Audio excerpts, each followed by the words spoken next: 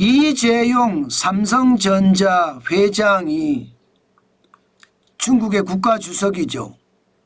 시진핑 국가주석과 회동을 했습니다. 만났다는 뜻이에요. 10년 만에 만난 거죠. 실제로도 이재용 회장만 꼭 딱히 만난 것은 아니지만 글로벌 CEO들 많이 만났습니다. 굉장히 많은 사람들을 시진핑 국가주석이 만나서 다양하게 이야기를 했습니다. 그런데 이 사진에서 보시는 것처럼 서 있는 자리를 보면요, 시진핑 바로 뒤에 서 있습니다. 그죠? 시진핑 바로 뒤에 서 있어요. 야, 이거를 보면서 지금 이재용 회장은 굉장히 지금 긴장하고 있겠구나, 그런 생각을 합니다.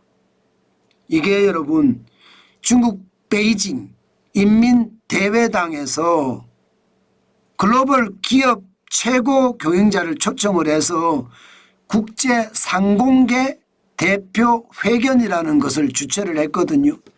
이 자리에 시진핑 국가주석이 참석을 했습니다. 그리고 말입니다. 중국의 국무원 부총리도 참석을 했고요. 또 CEO들이, 글로벌 CEO들이 많이 참석을 했는데 산오파 폴 허드슨 CEO도 참여를 했고요. 그 다음에 HSBC 홍콩 상하이은행의 CEO도 참석을 했고요. 또 페덱스 CEO도 참석을 했습니다. 여기에 메르세데스 벤츠 CEO도 참석을 했고요. 그리고 왕이 중국의 외교부장, 그리고 이재용 삼성 회장도 참석을 했습니다. 지금 보시면 글로벌 CEO들하고 사진을 찍은 모습이 있잖아요. 그죠? 글로벌 CEO들하고. 자, 이렇게 됐을 때 지금 이재용 회장은 괜찮을 건가, 이제 그 생각을 할 수밖에 없습니다. 그런데 요즘 이재용 회장의 행보를 보면 사실 조금 걱정이 됩니다. 얼마 전에 더불어민주당 이재명 대표하고도 회동을 했잖아요. 게다가 이번에는 중국의 시진핑과도 회동을 한 겁니다. 어떤 일련의 어떤 상황을 보면 솔직히 좀 걱정이 돼요.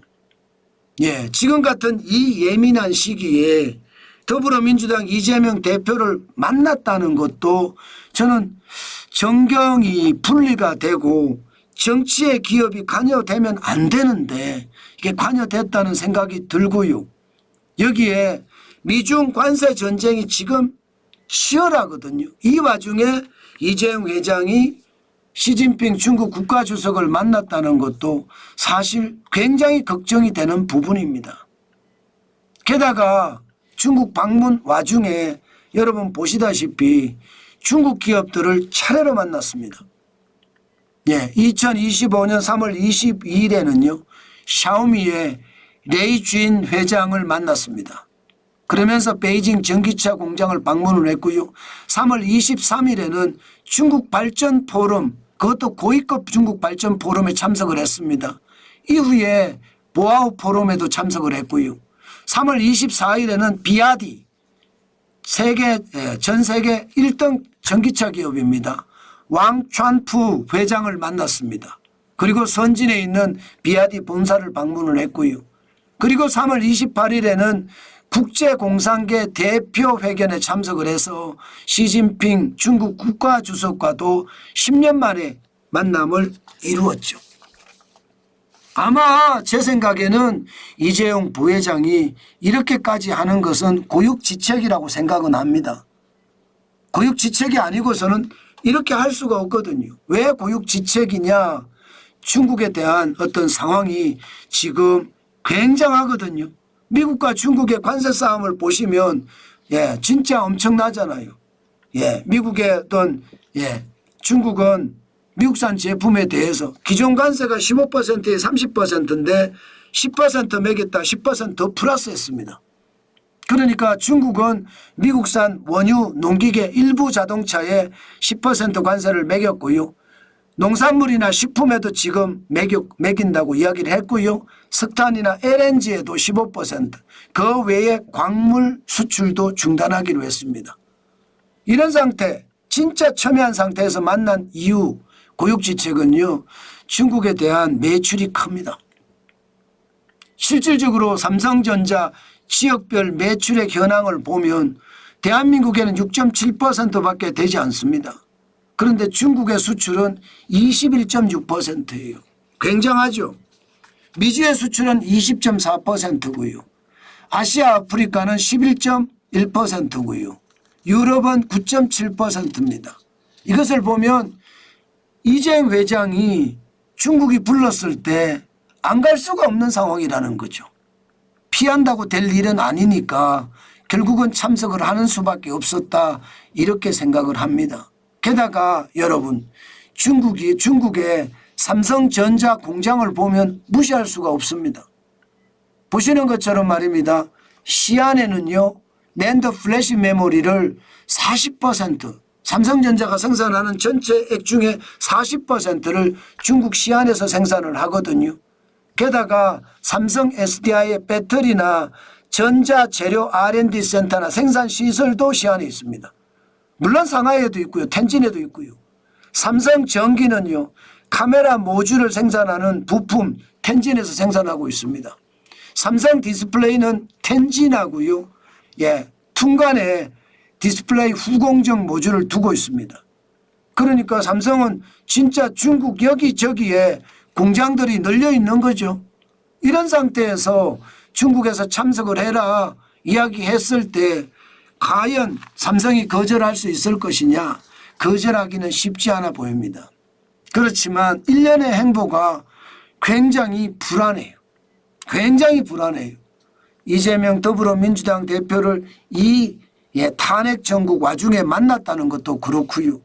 또 미국과 중국의 관세 전쟁 와중에 시진핑 중국 국가주석을 만났다는 것도 그렇고요. 이런 모든 것들이 사실 미필적 고지일 수도 있지만요, 자칫 말입니다, 심각하다 이렇게 느낄 수도 있는 것 같습니다. 저는 그래서 앞으로 삼성전자의 행보가 사실은 좀 걱정이 됩니다. 여기에 시진핑이 왜 삼성전자 이재용 회장을 비롯해서 글로벌 최고 경영자들을 불렀을까? 저는 그 생각도 해보거든요. 결국 말입니다, 중국이 지금 굉장히 어렵다는 이야기예요. 굉장히 어렵다는 이야기입니다. 그러면 시진핑은 뭐 황제나 다름없이 지금 받들어지고 있잖아요. 중국에서는요. 시진핑을 만났는데 투자 안 해? 이렇게 되는 겁니다. 그런데 결국은 투자할 수밖에 없는 그런 구조로 가지 않을까, 저는 그것도 걱정됩니다. 삼성 입장에서요, 지금 현금이, 국내의 현금이 예상보다가 많지 않다고 합니다. 삼성 국내의 현금이요, 1조 한 6천억 정도밖에 되지 않는다고 해요.